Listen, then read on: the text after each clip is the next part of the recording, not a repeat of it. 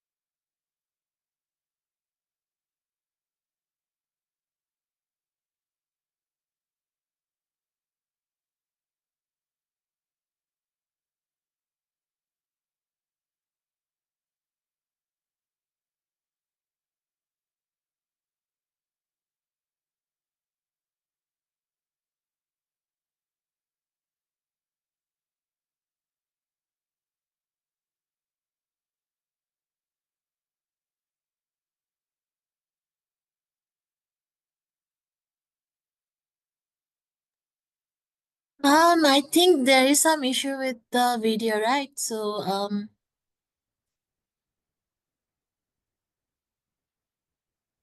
Hi, Santana. We are waiting for people to join a bit. We'll start playing the video by 6:05. no, I mean my video. Yeah, But I think if there is a problem, let's just go ahead with this. yeah, we do that. The other Shantana is if you are comfortable, is for you to just remove your background, because I don't think we can do that at our end. But for now, let's keep it like this. Let's have you start things off. It's not ideal, and then we'll let you figure that out. Maybe you can remove the background.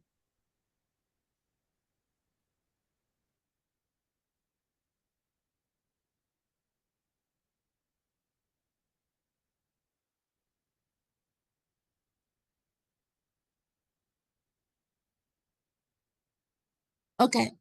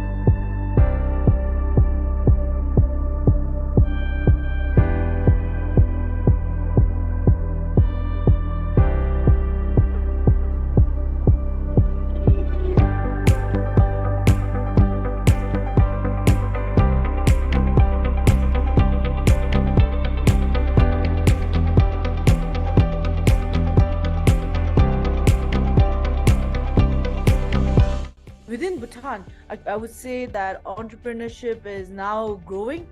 It's a buzzing topic. There's a lot of other offices and stakeholders who are coming in, trying to understand entrepreneurship, trying to understand what our youths would be interested in. BCG just projected Bangladesh to become a $1 trillion economy.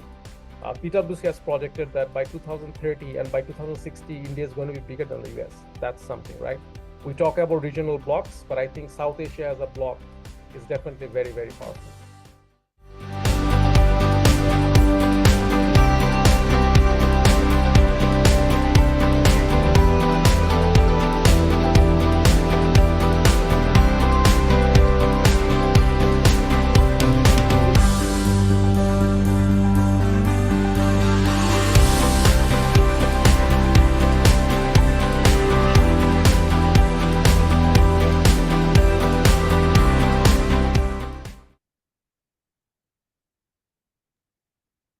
Hi everyone, very, very warm welcome to the third session of the third edition of the South Asia Convening. I'm not going to spend too much time giving you any further introduction because I think the video that you just saw sort of says it all. We're having a few tech issues with our wonderful moderator for today, Santona, apologies. But before I hand it over to her, a few reminders. Please do watch for messages in chat. Please do place your questions in the Q&A box so we can make sure that we ask the panelists. Please do join us for day 2 and day 3 happening tomorrow and day after. And with those few words, I will hand this over to Santana and the panel. Santana, over to you. Thank you, Sucharita, and namaste, everyone. I am in the popular Indian movie, Mr. India, kind of a mode right now because of some technical glitch, but that's good. So yes, warm welcome to everyone to our panel discussion on future-proofing SMEs with the power of digital infrastructures. This is the third and the last panel discussion for the day 1 of ANDE South Asia Convening 2024, and we are very thankful that you have joined us. So a little bit about me. I'm Santona and I work as Director of Programs at SAFAL Partners here in Kathmandu. SAFAL is an investment and management consulting firm.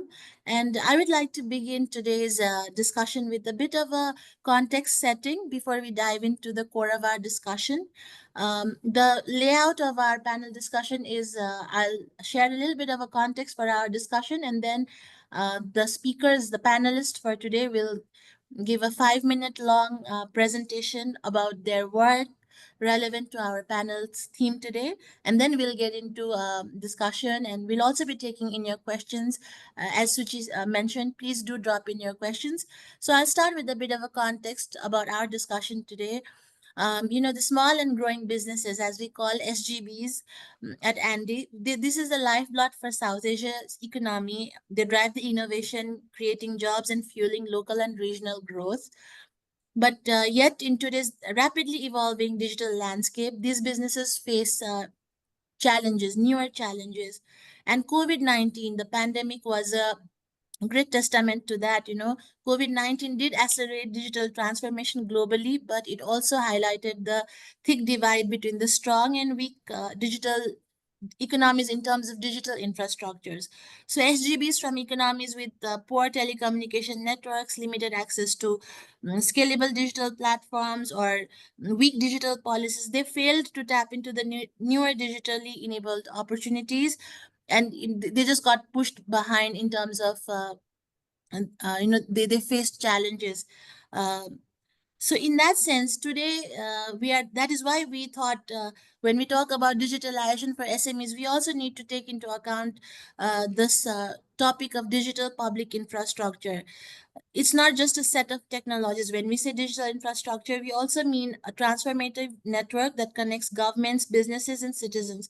Just like the roads and the bridges that did it for the goods and services, digital infrastructures, they are foundational, enabling policies in private sectors at scale.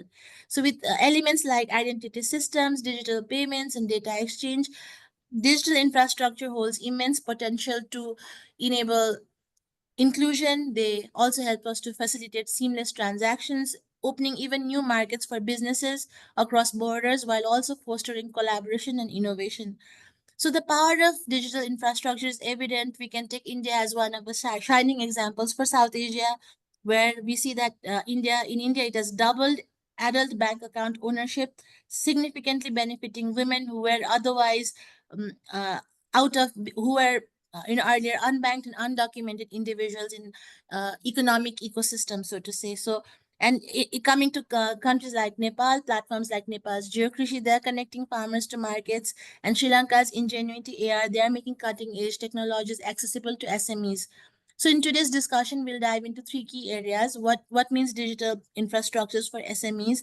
What are the ground realities? How is it enabling inclusivity and sustainability? And what the road ahead looks like in terms of the policy shifts, the ecosystem collaboration that is needed. So in that sense, our discussion today is not just limited to technology, but is also about empowering people and building resilient businesses. And with this, I'll end the context for our panel discussion and now head towards speaker spotlight segment of our panel discussion. And firstly, I'd like to invite GeoKrishi from Nepal for their presentation. Over to you, Radip. Thank you so much. I hope I'm audible. Namaste, everybody. My name is Radip Tandukar. I work as the program director in GeoKrishi initiative. And this is how we're trying to transform the agriculture through means of digital innovation. Yeah, we can move ahead with the slides, please. Yeah.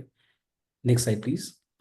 So at this current state of go in Nepal, more than 60% or around 60% of the household is involved in agriculture, but only 18% of them have access to advisory services.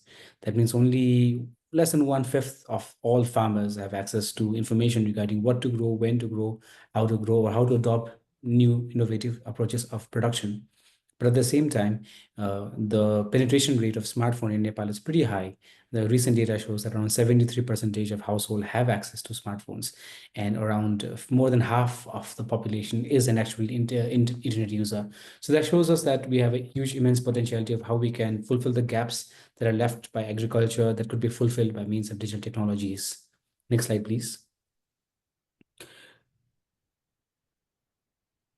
Yes, please.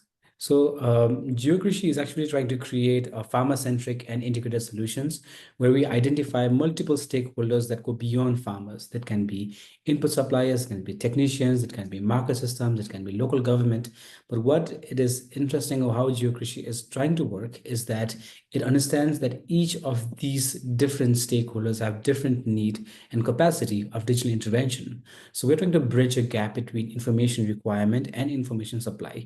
But we're also trying to cater where each individual might have a different requirement.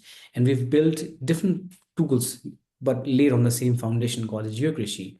GeoKrishi Farm is for farmers. Similarly, GeoKrishi EXT that you see is a mobile-based application for technicians. GeoKrishi Agrovet is for suppliers, input suppliers. We have Samik Bazaar for market system, and we have GeoKrishi Web Enterprise, which is like the brainchild of all of them. What's crucially foundational here is that all of them interact with each other, but they are tailored specific to the needs of each stakeholder so that they can communicate each other efficiently and also access information that is crucial to their line of business. Next slide, please.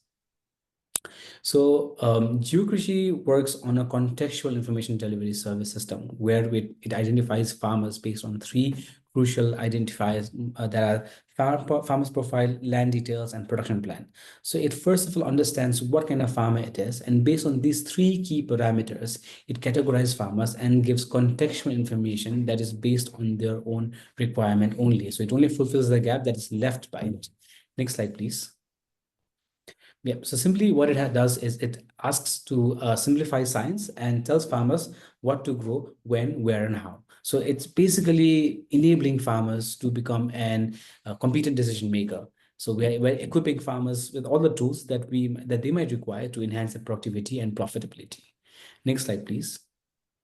So, and what we've realized in GeoKrishi is that having a digital tool is not enough. to enhance adoption or based on our end user, it's crucial to innovate new forms of engagement that are physically or community driven and community based.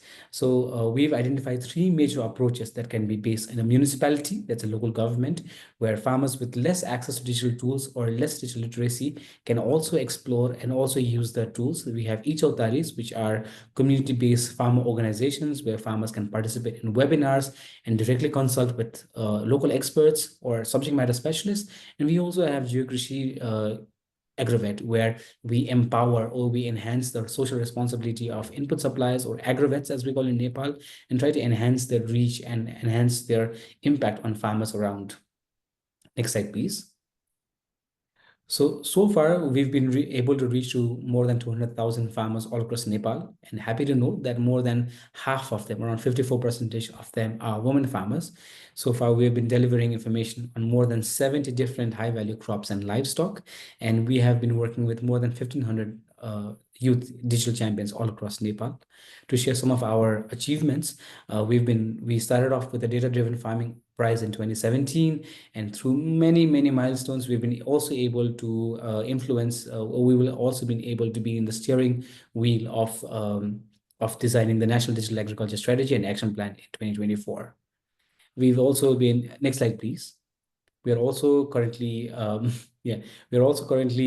assessing our impact, and we've been able to see that around our advisory service at the right time has been able to increase productivity by 10 to 40%, and input demand has also been increased, while the price has been reduced by 10 to 20%.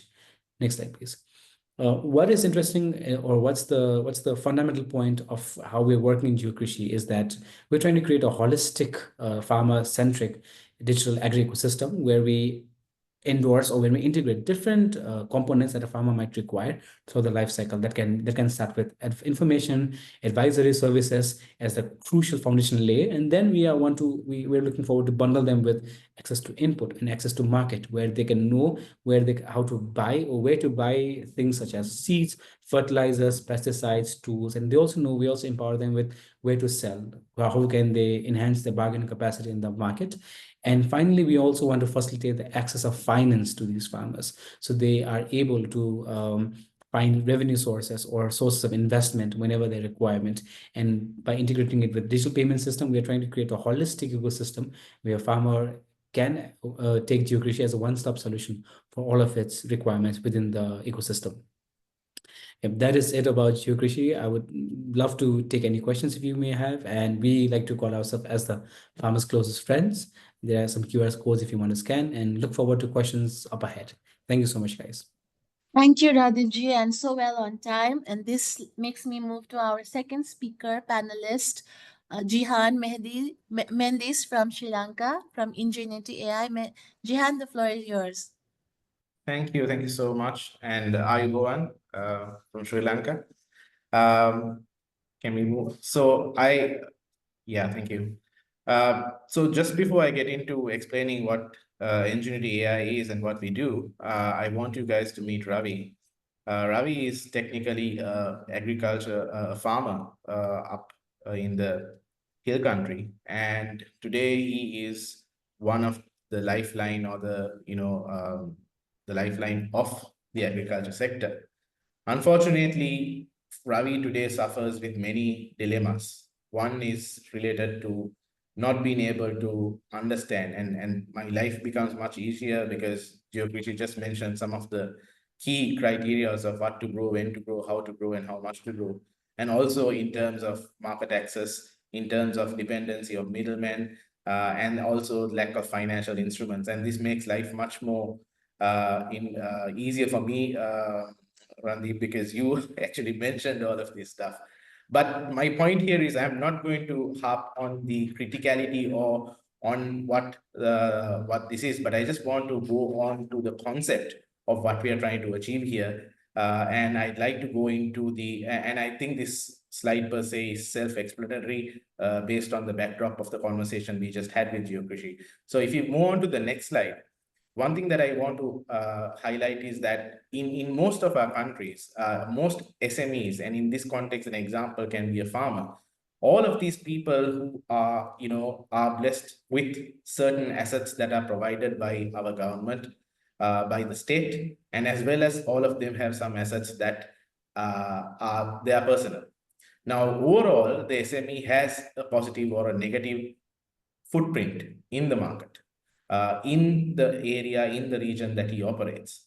However, getting him on to be a productive, efficient output into the economic system, or contribute into the financial system, is still a challenge in most our economies, at least here in Sri Lanka, because what happens at that level really does not resonate back into a traditional financial system. And that leads to a lot of strife for most of these SMEs, and in this context, even farmers, to anybody who does in traditional trade. Moving on to the next slide, and I think, and in context of what we are discussing today, this is where the importance of DPI, or digital public infrastructure, comes into play.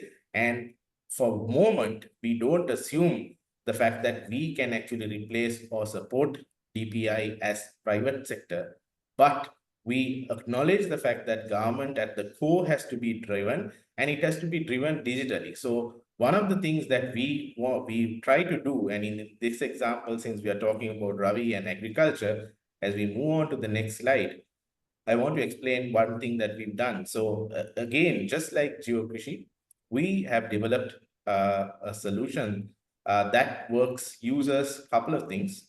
One, obviously, it's a farming template that's for the farmer to know what to grow, when to grow, how to grow, be able to accumulate information and data so that he can use it effectively.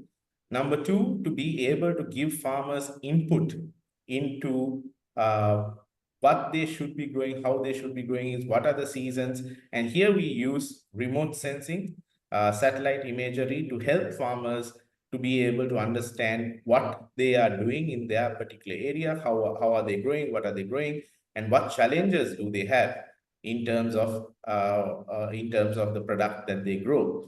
And what we come to realize is, in this particular use case, today in Sri Lanka, we have approximately 1.6 million farmers in this smallholder farmers, and they contribute massively to our overall crop production. And what the framework that we built is that we've got in the ability for the farmers to, one, templatize the growing, which means that we bring in aggregation, which means we bring in scale of economies, which means that there is more bargaining power for the farmer to be able to operate. Number two, giving farmer adequate information and data points to act and also take back and work and be able to have an offering which is above board, that he can create authenticity, he can create value in terms. And number three, becoming able to standardize his offering so that when it comes to things like market access, having correct product in terms of being able to create scale, he is able to offer it. So this entire system compasses of three parts. First part being obviously the farmer's growing template. Number two being the information template, where we offer remote sensing information to the farmer in terms of paddy, in terms of fruits, vegetables, in terms of seasonality and other macro environmental information. And number three, opening up and building a marketplace where the farmer can now come in and put up his produce with authenticity, and also allowing him to open up to a larger market and getting more market access from the grassroots to the main cities and also across overseas. So that's the whole concept of this harvest engine. It's a full cycle engine, just like what GeoKrishi mentioned earlier. But EngenuityAi has built this system. It's an intelligent farm management application that helps you from seed to essentially plate and follows through and helps you to collect data and information and supports the farmer. And for this system, it's entirely free for the farmer. We offer it free for the farmer, and farmers have access to it free of charge. Moving on to the next slide, you can see what kind of activities they can do. So there is a farmers market, There are people who have land but don't know how to grow, so we facilitate that. There are people who know how to grow but don't have land, we facilitate that. We have people who don't have both but want to contribute in labor, they can do that. Then also we bring in financial instruments, we bring in financial players to help in financial resourcing, and entirely end-to-end managing the farming ecosystem. So for a MSME or a smallholder farmer who is working out in the region, now he gets the same equity, the same benefit, the democratization of the market, so that he can actually grow according to what he wants, according to what the market is actually requesting. Can we just go back to the second slide? So essentially, the whole purpose of this particular tool is, one thing is that, like I said, the net economic footprint for the farmer is, or in this case, the farmer, but it can be any small, medium industry, is about being able to build over a period of time the equity that he wants and be able to contribute back to society. So the framework that we implemented is that it's a constant in-loop framework where the participants of this application can actually contribute back to the application and also contribute back to the growth. Moving forward, what I'm trying to say here is that we are not trying to, we're not trying to just do one particular thing, and that's what EngenuityAi actually stands for. We are a global center of excellence, and what we try to do is to basically solve problems that are existing in our communities. And in terms of moving things, we are not in a position to maybe implement a DPI, but we can get everybody ready to be able to jump on the DPI train once it hits.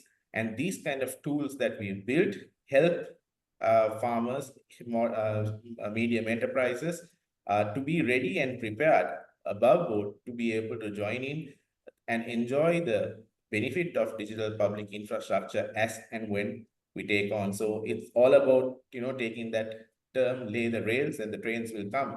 Where that's what we believe. So we have a couple of other offerings like that in the conservation space, in the insurance space. This is the product that you see in the insurance space, where again, we do the scaling in the conservation space.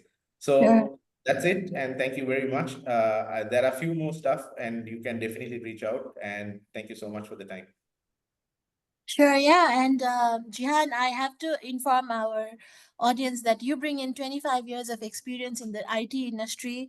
Gihan is the CEO and co-founder of EngenuityAi, and he also advises Ingenuity Telco and Ingen Solar, leading providers of telecommunication and renewable solutions in Sri Lanka. Gihan is also the author of Margosa Development Program, which is a program for provincial community development through use of digital. So thank you for that wonderful presentation, Gihan. And now I move on to our third and last speaker, Abhishek Modi, who leads the digital platform practice at Sattva Consulting in India. He also serves as the lead across Sattva's digital platform projects. He is also bringing in 10 years of experience in social impact and has worked extensively with corporates, foundations, and nonprofits to drive, along with local governments and government initiatives, to drive innovation across sectors such as education, health, digital, and financial inclusion. Abhishek, the floor is yours. Thank you. Thank you.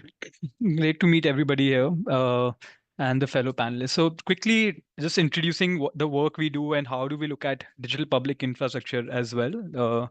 Essentially, next slide. So as part of overall Sattva brand, we are part of Sattva Knowledge Institute. It's a specific initiative by Sattva to really look at forward, looking sectors in the social impact space, specifically in India. And the digital platform, the practice was started with that in mind, that DPI thinking, digital public infrastructure thinking, is the way to reach population scale, specifically in the context of India, which has a population of 1.4 billion. And really our winning aspiration is to enable the ecosystem to co-create and realize that high impact population scale, right? Through our ability, next slide, through our ability to bring together the capital, people that have capital, right? People who are practitioners, right? And really play the bridge between the both. Next slide. And today, how we are doing this is through evidence and knowledge. We realize that for digital public infrastructure, one of the biggest issue we are seeing is a lack of imagination of how it can be deployed, right? And what are the use cases it can really enable in solving for small and social enterprises in India.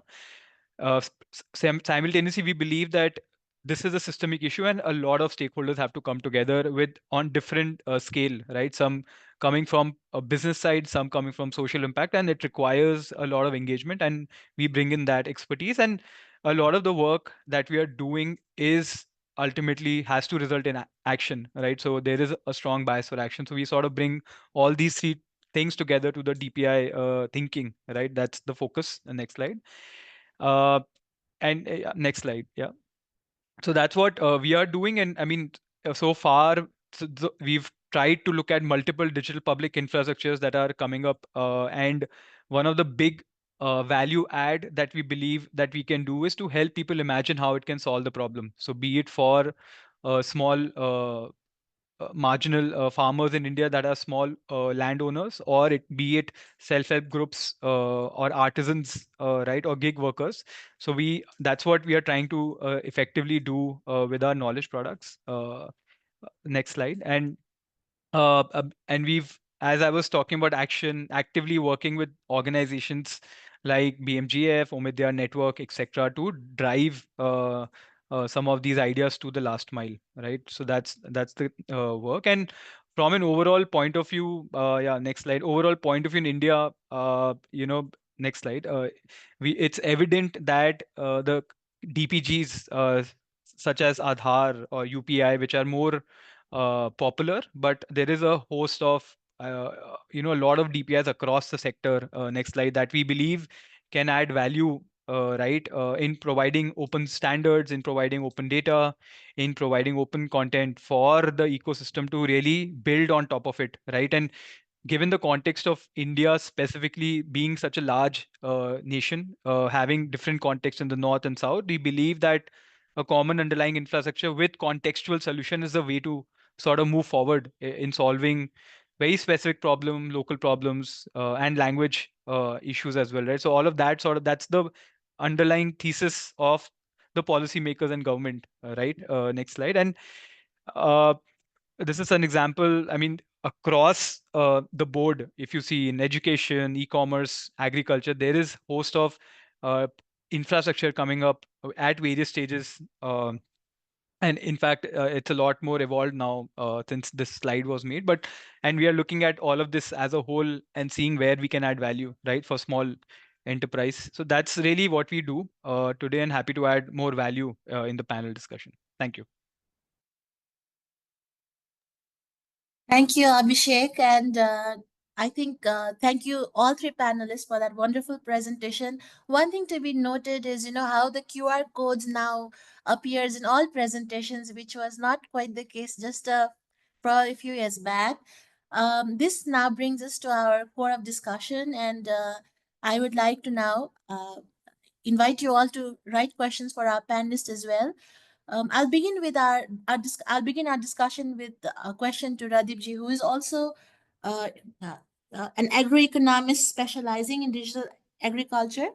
Radip ji, I know that you are a DAAD scholar and you have a decade of experience that focuses on community engagement and farmers development, and you are now leading programs at GeoKrishi initiative, which is dedicated towards enhancing farmers' capacity to make informed farming decisions. So in that regard, let me first shoot you with a question that is, what are the unique challenges that SMEs in country like Nepal face when adopting digital tools, and how does GeoKrishi help them address them? Yeah. Namaste, everybody. I mean, thank you so much. It's wonderful learning from such pool of great speakers. I think in terms of the challenges that SMEs face when they are accessing when they're trying to grow in terms of Nepal, I think when you take a look at perspective from a DPI perspective, I think Nepal lags far behind in terms of the regional leaders in developing a strong infrastructure that opens gates for private sectors to attach to an already built infrastructure and data pool so that it eases up the speed. I think one big achievement we've had so far in Nepal is the development of a farmer's ID. So Nepal estimates around around 4 million farmers all across 4 million households all across this area. And so far, I think I had a meeting with the ministry a few days back, and they mentioned that almost 1.97 million of all the farmers have been registered. So that shows that it has made huge leaps in terms of digital identity for farmers, and it's quite an extensive. So there is a very fundamental instrument in terms of digital identity pool, but this pool is not accessible for SMEs like us. For in terms of for digital innovations, this is like a black box that only has information one side. So we are not able to adhere to any of these policies or any of these data infrastructures. That's one side. And on a good side, I think the digital payment in Nepal has gone far, far beyond, like what Santona ji just mentioned. I think if we take a look at, like when you mentioned QR codes being attached in every presentation, I think QR codes are also attached in every restaurant, every grocery store, every stall that you go around, because the digital payment has been very fluid. So that opens up doors for digital payment services within the country as well. But what is a big challenge is in terms of access to knowledge information. I think the knowledge pool that we're creating, especially when GeoKrishi is working in terms of agro-advisory services, the knowledge that the country generates is not completely accessible, it's not palatable enough. It does produce its annual knowledge book, but this is not fed by the system, or the private institution or any SMEs finds a difficulty in contributing to it, or to absorb the information related to it and then feed to its end user. I think knowledge pool can be the lack of an interoperable knowledge system within the DPI that Nepal holds is one of the biggest issues that Nepal holds at this point. Besides that, I think other factors that are big issues in when we go from a digital platform level to a more from a more agro enterprise level. I think one of the biggest other hurdles that they have is lack of digital literacy that they ensure. As our end users are scattered in all different stakeholders, what we face is a lot of our investments are actually made in enabling or orienting these end users in terms of digital literacy for them to understand or help them to use the tools that we have designed for them. So the lack of digital literacy is one of the biggest challenges that we also face in terms of implementing at the field level. And besides that, I think the social disruption that is present in terms of social stratification and that can be in terms of gender, or that can be in terms of ability.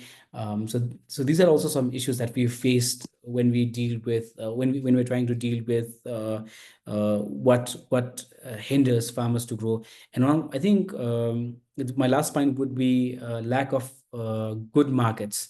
I think the market system in Nepal does not have a strong, reliable, and accountable system that supports the accessibility and affordability for all producers all around. So I think the market system is also one of the biggest barriers, which does not incentivize farmers well enough to upscale the production or enhance their competitiveness so that they can reap equitable benefit out of the investment that they make. So these are some of the major challenges that a platform like us or digital service providers also face, but also some challenges that farmers at the smaller level also face. Thank you, Thanks, Santana. yeah, thanks. And I'll take the same question, a little tweaked version to Gihan, which is, Gihan, you are providing solutions, like you said in your presentations, like laying the trails, so to speak. So in that sense, from your experience, how would you say that how has AI-driven solutions made digital infrastructures more accessible and practical for small and growing businesses in South Asia? And would be great if you could share some examples as well. Yeah, thank you so much. And it's really great listening to the stories that we just heard. Absolutely. So I think for me, if I were to just think of it, there are three key takes. One is simplification, automation, and then data-driven. So if in terms of how AI and data science can technically help in this sector, I think is based on that. And when I mean simplification, I mean we need to understand the nuances of where we operate in linguistics, literacy, where we can make UI, UX very free, very easy, picture-based, so that it's very easy for the consumers to consumers of this technology, which will be the smallholders, the medium SMEs, to actually operate and embrace this. Because without adoption and adaptation, there is not going to be much that we can do. So we as operators try to make it intuitive, simple, and keep it straightforward as possible for the users so that they can hook on and get on board. And this is, give you a small example of something that we've done, is that we work with a mango plantation. And this mango plantation basically has many, they operate many farms. And the farm hands all use, picture-based tablet where they can ideally identify each plot, each row, each tree, and then be able to assess the number of fruits and all of that, which is very picture-based, intuitive they can use. So it's very easy. Secondly is about automation processes. Most of these SMEs do not have adequate automation in terms of inventory management, control, and also in terms of financial reconciliation and so forth. So this is another area that you can really add a lot of value bringing in AI and data science from that perspective. And lastly, on the data drivenness, where we teach these or rather help these SMEs to embrace data, to take decisions based on data. So we just spoke, in Sri Lanka also the digital payment platforms and the gateways are very extensive. Today it's quite mature. But one thing that we realized is that when these transactions happen, there is not a lot of information, merchant information, that is used to make business decisions for most of these operators. So we today work with a couple of operators to help them to be able to understand merchant dynamics, able to understand seasonality, help them to understand acquisition and agent management. So these are little things that help in terms of data so that they can make more equitable decisions and be able to assess their business and forecast and plan rather than getting left behind. So these are the three things that I think simplification, automation, and data driven would be the cornerstones that we could. I mean, there may be many more, but these are probably the three most that come to my head right now.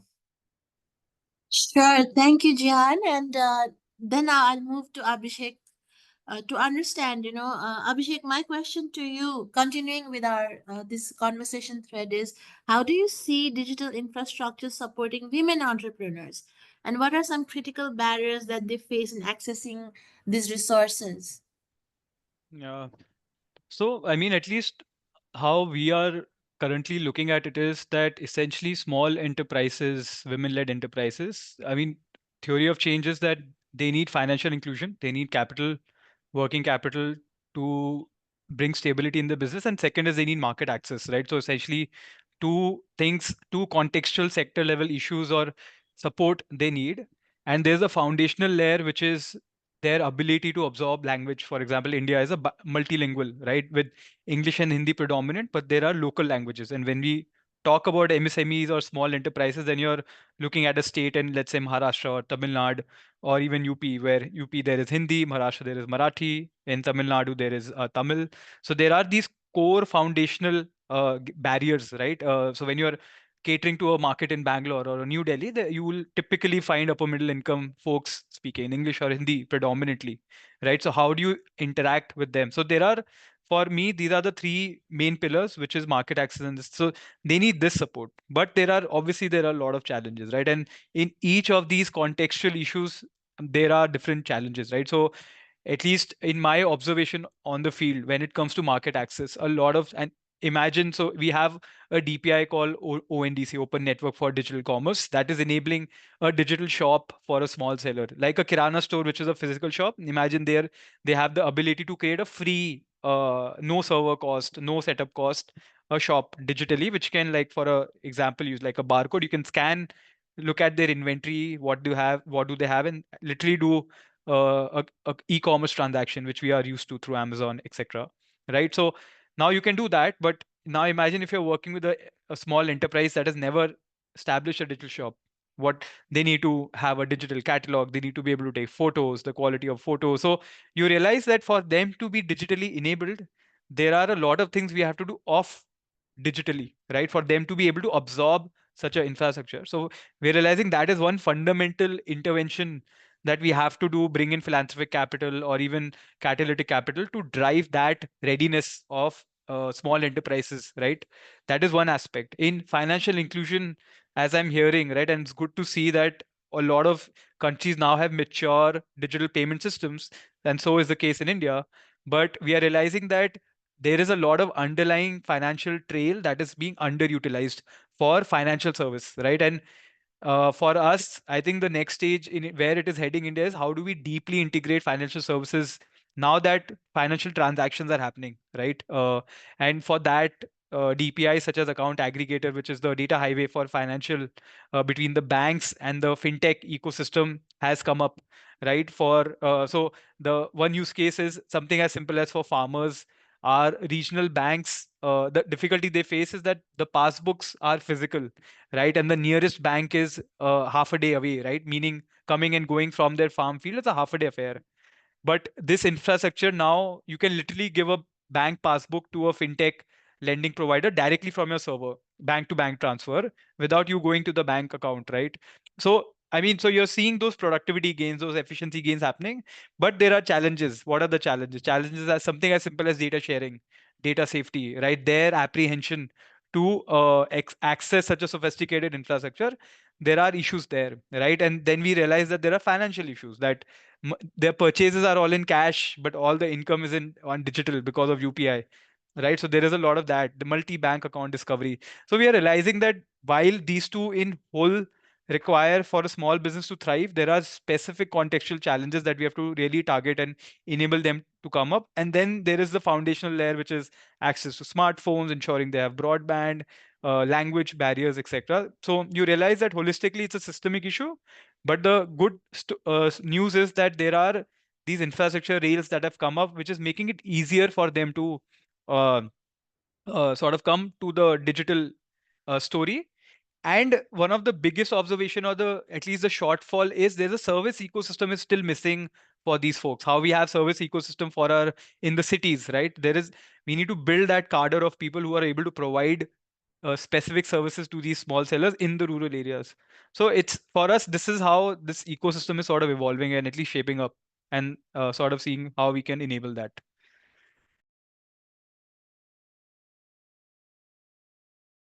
Yeah, I was reading the question in the chat, which I will pass to the panelists in a while. But thank you, Abhishek. I think I'll join the dot here with GeoKrishi.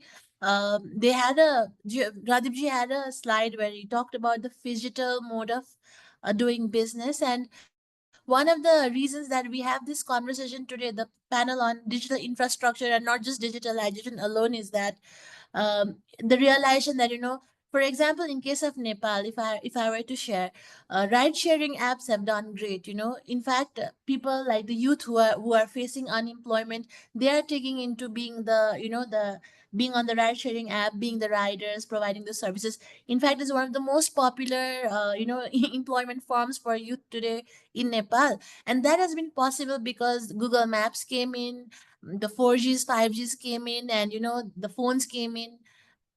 So like resonating with what just Abhishek said, for tools to maximize their impact, there needs to be other things in place as well. So going along that line of conversation, I'm coming to Radipji with the same question. You work with women, and agriculture in Nepal, I know, is predominantly it's women led at the moment uh, because the youth flying out of the country for jobs in Gulf countries and the like. So, what has, like, if you could share your experience along this line of, how you are helping to maximize the impact of the digital tools that you provide, focusing on women entrepreneurs. Yeah. Thank you, Santana ji. But before I start, I think I thank you, Abhishek and Gihan. I think you guys articulate things in such a wonderful manner that it's like a sharing and learning approach. So, I mean, I'm really, really happy to share this platform with you. But coming back to a very, very foundational and it's like a generational question regarding how we address women, I think what we're trying to fill in is the gap that generations of patriarchy has left behind, and then we are trying to work on the shortcomings that are so predominant in terms of a social structure at the rural landscape that is, like you mentioned, that is led by women. That's definitely for sure. So how GeoKrishi is trying to address is, first of all, is the digital divide. And one of my very relevant and also heartbreaking quotes is, if a man owns a smartphone, it's a man's smartphone. If a woman owns a smartphone, it's the family's smartphone. So even though a woman owns a smartphone, the access of these smartphones are not limited to these women.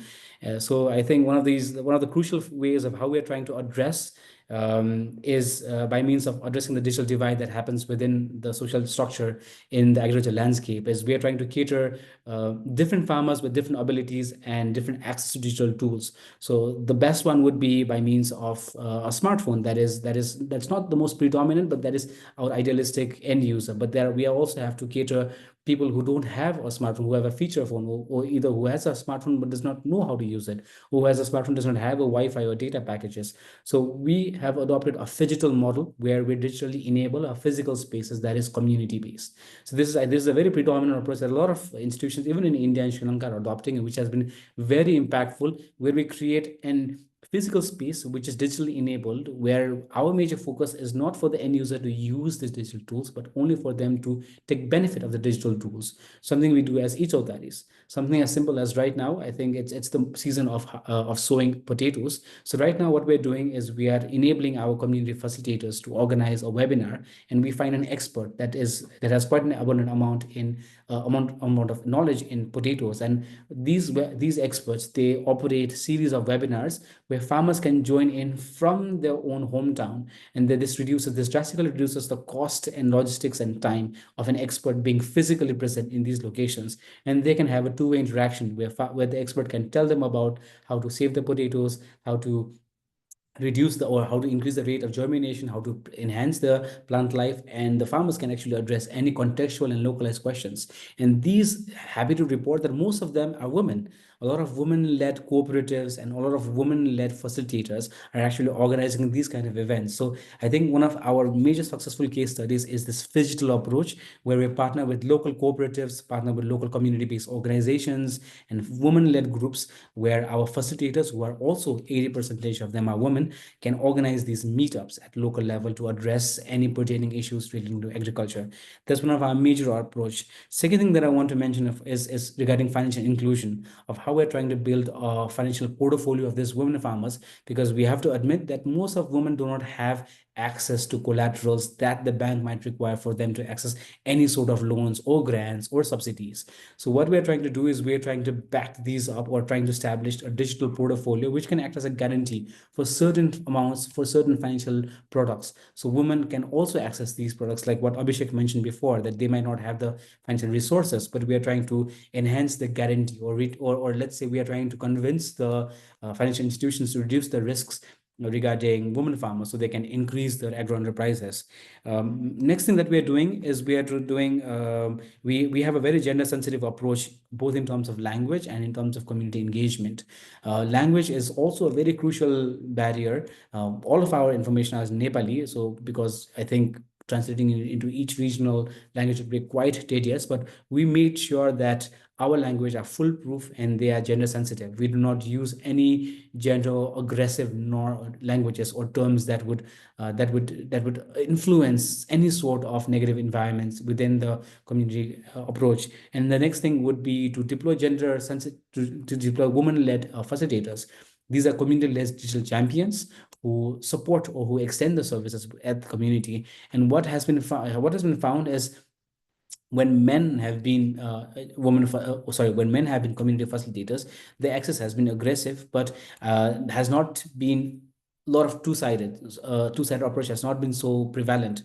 But when we deploy women facilitators, I think a lot of community engagement has been very harmonious. So 80% of all of our community facilitators are women, so which has brought a lot of reception in terms of how we enable. we have also done advocacy and awareness through our social media. But one thing that I really want to share is a case study. I won't take much time of it. It's actually a success story that I want to share. In the past, what happened is a lot of women could not identify diseases or could not identify pests because they would not have an ability, or the society would not support them to visit to a nearest market where the agrovet center would be a man, and they would not have this ability to travel, take their disease plan part, and then ask what happened and know about the remedies or what's the symptoms. This would be predominantly be held, this knowledge would be predominantly held by men. But now what is happening is women have access to these digital technologies that have no barriers or no filters. So in GeoKrishi, what they can do is they can simply take a picture of a disease plan part and send it to us. And the experts from here identify what has happened, what's the root cause of it, how to manage it organically, and how to manage it by means of chemical means. So now these women are more confident to go to these agrovet or input dealers, and then they are so they're so confident that they don't take any other recommendation from the agrovet, but they only take a recommendation that's given in the application. So this has actually increased the bargaining capacity and increased the confidence of women farmers in majorly in the western part of Nepal. So these are some of the cumulated or the curated approaches that GeoKrishi is adopting to ensure that our approaches are women friendly and we target gender sensitive norms in terms of our social empowerment. Thank you, Santona ji. Amazing. Amazing.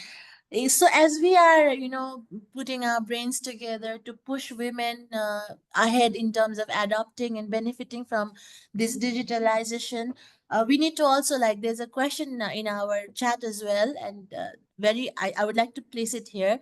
We have to bring parallelly, we have to think about the cybersecurity threat, and how these SMEs, especially women-led SMEs, they can safeguard themselves from cybersecurity threats and risk, more so when they go to this newer territory of AI-led digital tools. So then I think, Gihan, you become the apt panelist to answer this question. Could you please shed some light on this question? Yeah, thanks, Sandra. So, first thing is, I'm not a security specialist by any means, but I'll just talk about common sense of what we can probably do in this situation. So that absolutely is a brilliant question, because that's one of the biggest concerns lots of people have when they adopt technology either way, right? And we just heard, we believe that technology should be gender agnostic in the first place, so that it's available and affordable for anybody. Now, from that standpoint, few things that create issues for building proper, strong security systems for most of these products that operate at a lower level is cost. Is that cost becomes a big element, right? And that's where DPIs come for, because having a governmental or a high layer operational platform can actually subsidize this, or how would I say it? The better way is to proportionate these costs among its users. So that is why, DPI is very important when we are especially in countries that when we are putting this together, because the scale of economies in terms of cost can only be achieved truly through having the scale of DPI. That's on one side. Second thing that I think also that probably we can do is go after proven technology. For example, if you want to deploy something at the grassroots, at the lower level, depend back on some of the proven technologies like cloud, right? Which already has inbuilt security, inbuilt protection that you don't really have to pay, and you are already paying per use. So that's the second way probably that you can look at where you want to store your data, where you want to have your data. And also when it comes to security and threat, usually it is the human that is the weakest link. It is not necessarily always the technology. It's always the human that gets scammed. It's always the human that actually leaks the information, right? So that is all about being able to break that barrier, to be able to kind of make people understand. And even when one challenge that we've had personally is to be able to get people to understand what they're signing up for. Now, like we discussed, and I think it's very clear that in this small, medium business, in the lower levels, aggregation is the one that will actually help us benefit the most. Scalability will come through aggregation.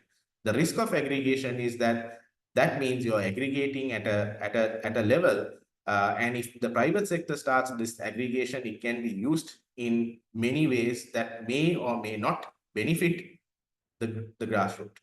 So that is where once again the DPIs need to come in, and the technology needs to be coming in terms of the proven technology that we can fall back on.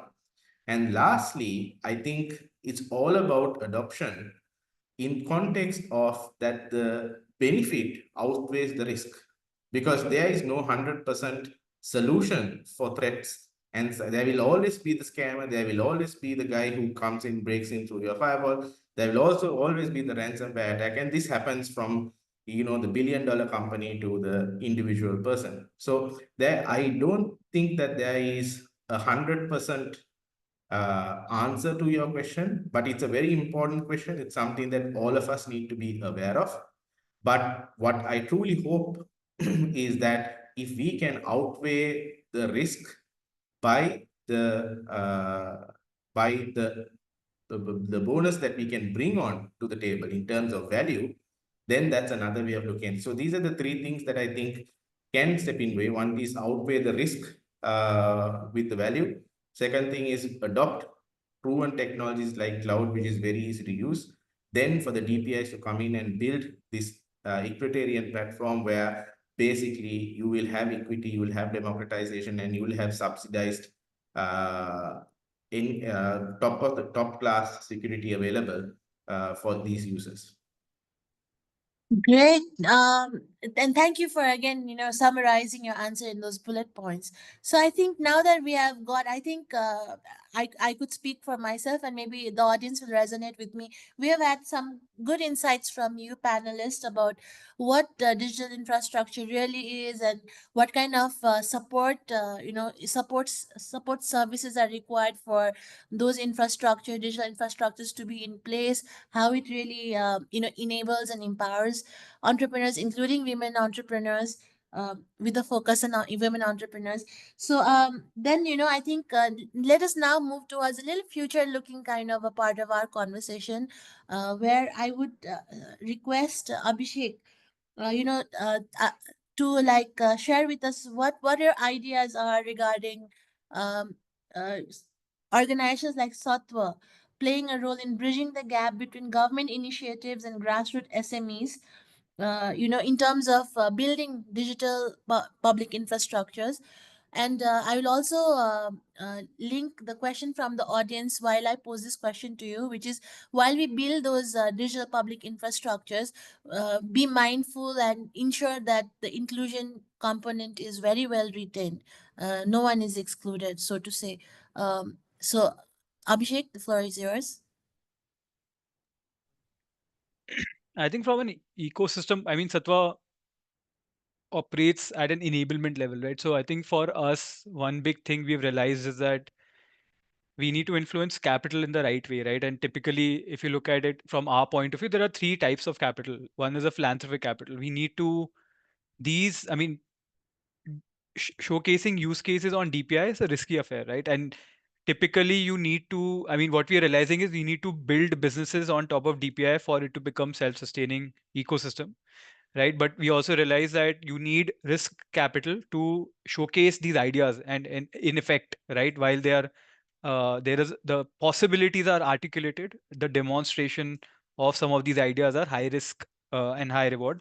So we feel, and what we've been doing is to influence philanthropic capital to that side, those set of use cases. Then we realize that a lot of times startups need bridge capitals where idea and some pilot has happened, but proofing and knowledge sharing and really solidifying that use case requires a bridge capital, which typically is a strategic CSR or even ESG budgets, etc. for corporates can play an active role. And then you have your venture capital, private equity, where actual business models are getting funded, right? For example, Google Pay or Phone Pay are startups that have literally built billion-dollar businesses in India from UPI, right?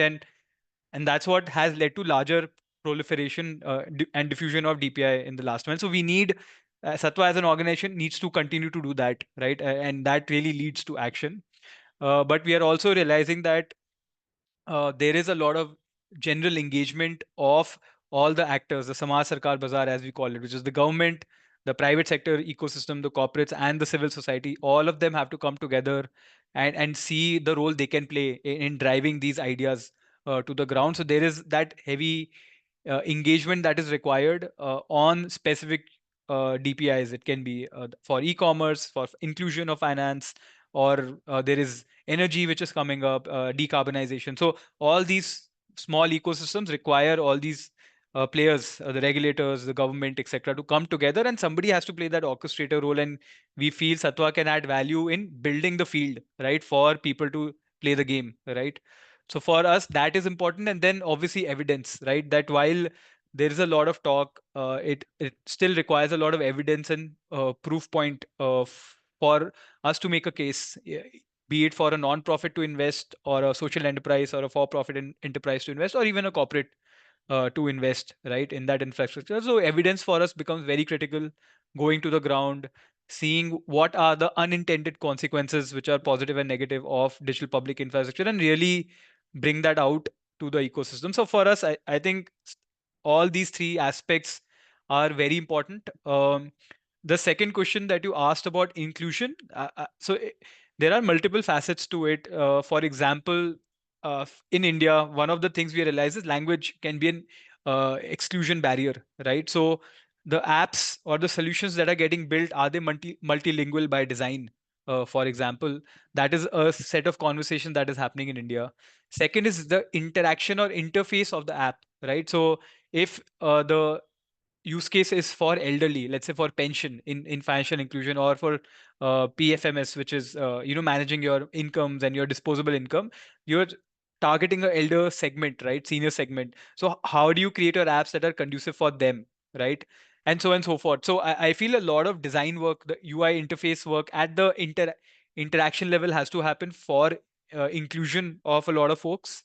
And then there are your typical systemic issues, gender divide, and at the ground level, having independent smartphones, for example, etc. Those effort have to happen simultaneously, right? So there are some tech level interventions one will have to do to include people, and there are societal interventions that typically happen in the traditional way, have to continue to happen, right, for either a gender exclusion or even an age exclusion, right? So there are a lot of these exclusion barriers that exist, right? And it can be tech, non-tech. A lot of people are not as intuitively.